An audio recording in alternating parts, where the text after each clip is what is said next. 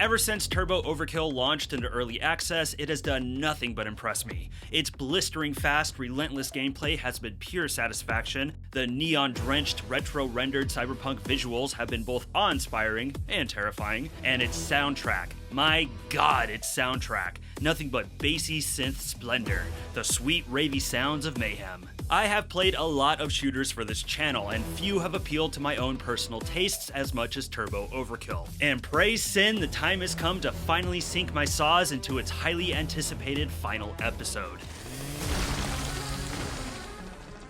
That's right, Turbo Overkill has completed early access and entered into a 1.0 release. Today I will be giving my final thoughts on this cyberpunk symphony, with an emphasis on its final episode. Part 1, that was released earlier in the summer, and Part 2, that just dropped. Did Turbo Overkill keep me smiling until the very end, or did the leg saw run out of gas? In today's video, we're gonna find out. But before all that, I want to say a big thank you to Apogee Entertainment for providing the review code. Alrighty, let's light up that cigar and set the world ablaze.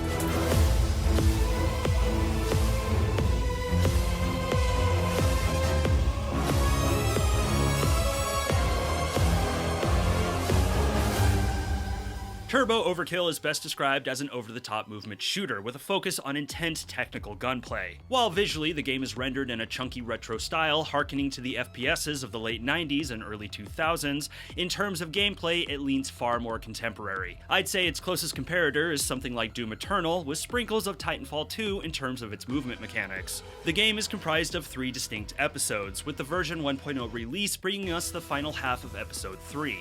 Each episode features around 8 levels that are lengthy, massive in scope, and sharp in challenge. Each episode also features numerous secret levels uncovered by collecting hidden cassette tapes. The secret levels are essentially challenge maps, offering horde scenarios or revolving around something more specific, like defeating all enemies while staying airborne.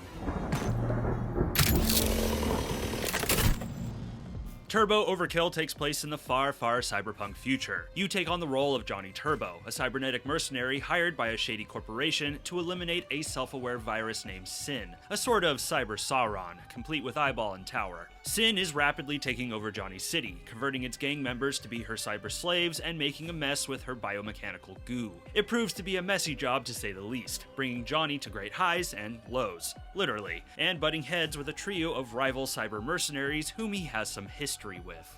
As I'm sure you can tell, it's an over-the-top story that juggles goofy, violent comedy with stylish action. The result is a sardonic thrill ride that had me giggling and eager to see what was next. For the most part, Johnny is your typical badass FPS anti-hero, presented as a silent protagonist who is defined solely by his actions and one-sided conversations with Sam, his AI buddy, a knockoff of Tony Stark's Jarvis, whose increasingly funny dialogue won me over. My nanobots can repair anything almost instantly. Unless that thing happens to be destroyed by an apocalyptic Sin virus event. Yeah. This will take a moment, sir. Many cutscenes have Johnny violently and humorously demolishing his foes, oozing all sorts of style and attitude, the right kind of stuff to get you hyped for the balls-to-the-wall gameplay ahead. However, through the course of the adventure, we come to learn that there's a little more to Johnny than cigars and middle fingers. We see glimpses of a tragic backstory and find that what Johnny really cares about is preserving what little humanity he has left, a character motivation that wisely becomes the focal point of Episode 3. Turbo's narrative might not take itself too seriously, but the developer was smart enough to sprinkle in just enough emotion and drama to get me caring for the cyber mercenary, without him ever speaking a word. A solid example that storytelling is not just about how much you write, but rather what you choose to show.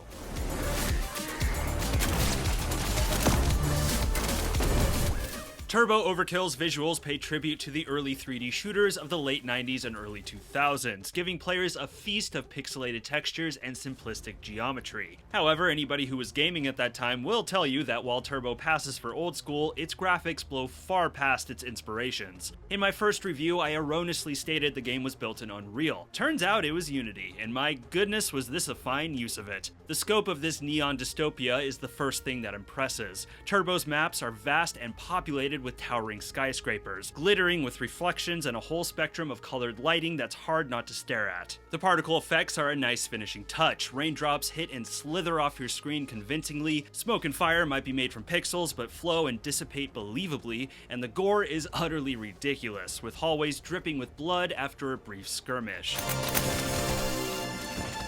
Overall, the art direction leans towards an animated look that at times feels like it leapt off the comic book page. And as a cyberpunk fan myself, it's hard not to see the heavy influence from films such as Blade Runner 2049, Dread, and Akira. You could say that everything about the visuals is a remix of the best of that genre, although I think Turbo cements its own personality with Sin's infestation. Everything revolving around Sin is among my favorite visuals in the game. The contrast of sleek cyberpunk with horrific biomass drives home the villain's insanity, with disgusting meat veins spreading throughout, lit by glowing green tanks and flickering TV screens full of screams, as if it were a David Cronenberg adaptation of Ghost in the Shell. Enemy designs are excellent for these reasons too, twisted puppets of flesh and metal, with each being not only memorable but instantly recognizable during a fight.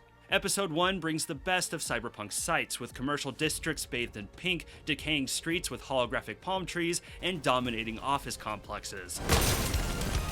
Episode 2 is where things start getting horrific, with Sin's biomass creating a hellscape of meat and crumbling concrete. For me, these were the most visually captivating levels. For Episode 3, the player is treated to apocalyptic spectacle, featuring large-scale futuristic battles aping the Terminator films and jaw-dropping cosmic carnage that can make Lovecraft blush. These are the largest and most visually complex maps of the game, and playing through it, I started to understand why the developer chose to split Episode 3 into 2 parts. There's a ton of work put into these, and the effort is simply outstanding. The visuals aren't always a home run, though. Every once in a while I came across a room or section that looked a little plain, sparse in detail, and at worst with a repetitive texture pattern. These brief sights hardly drag down the experience, however they do stick out more because everything else looks so damn good. The other thing is that while the game's performance left little to complain about, in the very last level I experienced a huge frame dip in the midst of an arena, like a hard drop down to the 20 FPS range. It only happened once and in this one spot. Not the biggest deal, and I'm sure it'll get smoothed out in patches, but hey, it's worth mentioning.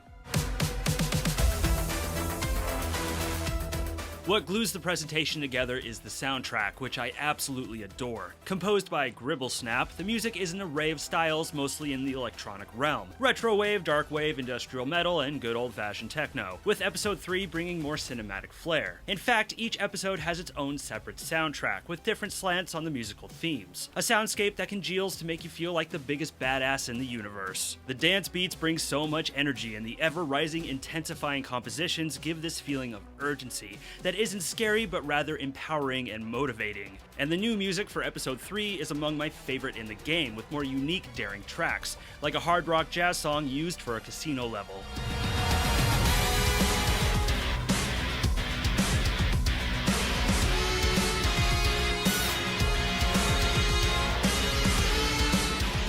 How music affects a player is highly subjective, but for me, this soundtrack from Episode 1 to 3 felt perfectly synergistic to the experience, like the music was scored to my gameplay, and it made me feel like I was at the center of my own action movie, precisely what I want to feel when I'm playing an FPS. A good sound system or a pair of headphones is a must here.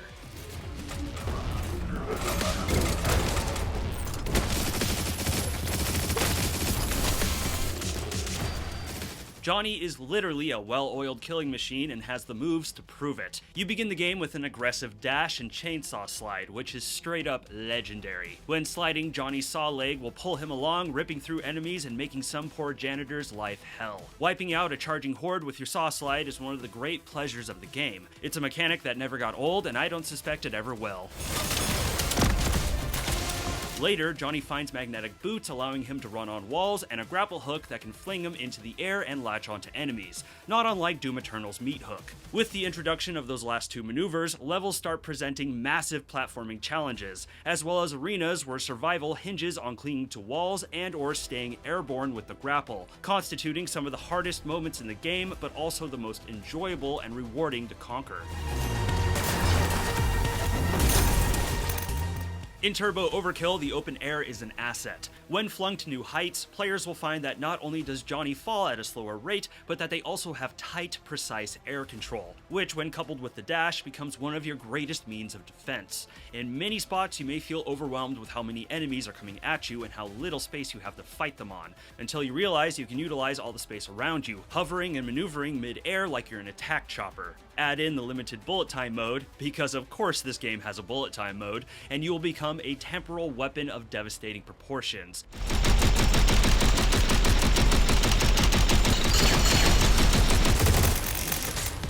Slick moves can only take you so far though. Every shooter needs good shooting to keep the player hooked, and Turbo Overkill is about as good as it gets. Shooting hits hard like a sledgehammer and flows smoother than a river, with its feel helped by bassy sound effects and splattering gore effects. This is one of those games you'll want to tackle good and caffeinated, because it's always pushing you to stay moving, always be attacking, and always be using your weapons intelligently. The twitchier you can play, the better. And the wide array of enemy types with every sort of attack style you can think of are plenty motivation for this. Prepare for bullet hell arenas littered with deadly projectiles, AoE shockwaves, leaping chargers, and those stupid red things that won't get out of my business. You'll be leaping and dashing about like the floor is made of lava and having a great time doing it.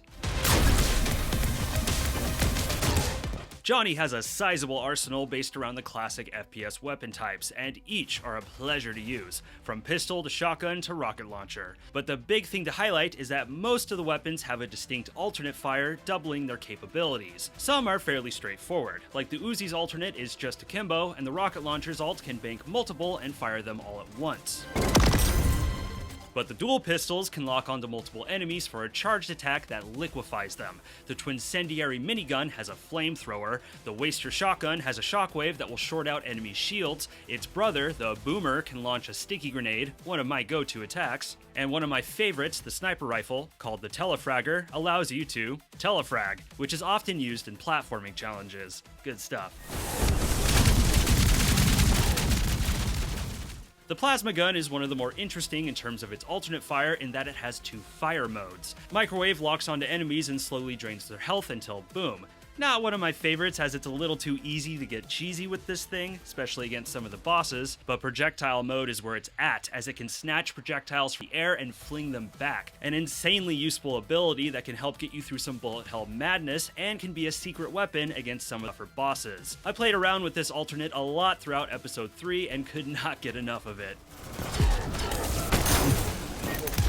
If all that wasn't enough, Turbo also has 3 special weapons to round out the arsenal. The first are the wrist rockets that can lock onto multiple targets and blast them to bits. If upgraded accordingly, they can one-shot most of the enemy types, and will rapidly become one of your most important weapons. And Johnny's one-finger salute is a nice punctuation. The next is the ion cannon that blasts down a devastating space laser, able to trivialize the strongest foes. Reminds me a lot of the Hammer of Dawn from Gears of War. And the third, introduced in episode 3, are the chainsaw arms. When activated, saw blades spring from your limbs and let you tear baddies up. An admittedly confusing mess of blood and machinery that might look a little jank, but brings a lot of joy nonetheless. Chainsaw arms have to be charged up by getting slide kills, giving more incentive to use the ability beyond just how fun it is. Seriously, it never gets old. Each weapon's capabilities can be upgraded with weapon mods purchased at vending machines, but more importantly, Johnny himself can be upgraded with each of his limbs housing slottable upgrades, or augments, either found or purchased throughout the game. Limb upgrades run the gamut of active and passive abilities, as well as buffs tied to using your mechanics, giving you numerous options to make a Johnny build that best suits you or the given situation. So, for example, you can make it so your chainsaw is not only faster and more deadly, but also restores your health and armor with kills. Or make it so swapping weapons is instant for more effective combos. Or make it so enemies splatter when you land from tall heights, or catch on fire when you grapple onto them. And truly, that's just a small taste. There's tons of augments to be gained here, tons of possibilities. And what's cool is that the upgrade system is set up in such a way that boosting certain combat abilities might mean sacrificing the effectiveness of others. Optimizing your build can bring some tricky decisions. Keeping things varied, each episode of Turbo Overkill features a vehicle section that are among the biggest highlights of the game. The first one has you going from skyscraper to skyscraper in Johnny's car, mowing down enemies with its guns and letting him pop out to explore. Impressive scope all around. Episode 2's though was initially a disappointment, with the motorcycle that controlled poorly, undermining the thrill ride the devs were clearly trying to make. The sequence was redesigned for Episode 3 and is a huge improvement. The motorcycle is now a hover bike, capable of moving side to side, making it far easier to control. No more bouncy jank. In truth, it controls a lot more like Johnny's car, a wise decision. Much of the level has been redesigned too, now featuring arena-like zones for some proper combat. It's still not my favorite level of the game, but it's no longer the worst. My favorite vehicle section, however, is introduced in Episode 3, the mech suit. This was just a blast. I can't say it does anything new or different compared to similar FPS mech sequences, but I just really enjoyed how the suit controlled and felt, and the combat in this sequence matches the intensity of the normal gameplay. Honestly, if you took this sequence and turned it into its own game, I'd be happy to play it. We made it, sir. It appears Ma has been ordering his forces to take control of the shuttles. I've a feeling he doesn't want to meet you face to face. So how is Episode 3 in general? Well, the first thing I'll say is when you reach Episode 3, you're a powerhouse and the game knows it. These maps are some of the most creative and challenging in the game. The enemy combinations are fiendish and many of the arenas have tricky vertical enemy placements that can quickly undermine you. Pain is coming from all angles. It's difficulty right in that sweet zone where if you beat it, it's the best feeling, but if you die, you're probably gonna be raging. Lots of tension, adrenaline, and good old dopamine. Platforming is also a little more prominent, with some Doom Eternal-esque platforming sequences in the vacuum of space that were among my favorite moments of the episode. There's a few new enemies that I thought fit the roster nicely. The eyeball sentries can put a lot of pressure on you in the heat of a crowded battle, although I like that they're easier to kill than they appear.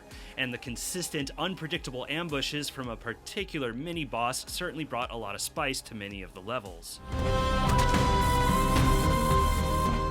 The levels of Episode 3 Part 2 and everything leading up to the finale is absolutely chef's kiss phenomenal. I'm going to speak vague and not show any of it because I don't want to spoil anything, but all the best aspects of the gameplay come together for this epic combat and platforming gauntlet that was incredibly rewarding and fun to conquer. And once again, challenging. There's a curveball of a device that they throw at you that's very simple but will make you go, oh crap. The last thing I'll say is that I'm going to be happy in the future using Turbo Overkill as an example of how to do first-person shooter boss fights right. So did I have any issues? Yes. Checkpoints were particularly terrible in Episode 3. A good number of my deaths had me restarting right next to or in the middle of the enemy horde that had just killed me, putting me in an immediate and cheap disadvantage. The previous episodes had this issue too, but it was more consistent in 3 and at times it was flat out comical. At one point it had me respawning in the air at low health above the enemy that had just killed me. Now to be fair, you can quick save wherever you want in this game, so when this happened it was just a matter of dashing to a safer spot and tapping F5. But this is the type of thing that can force a player to restart a level if they happen to be in the right kind of pickle. It's an annoyance that I hope is improved with future updates.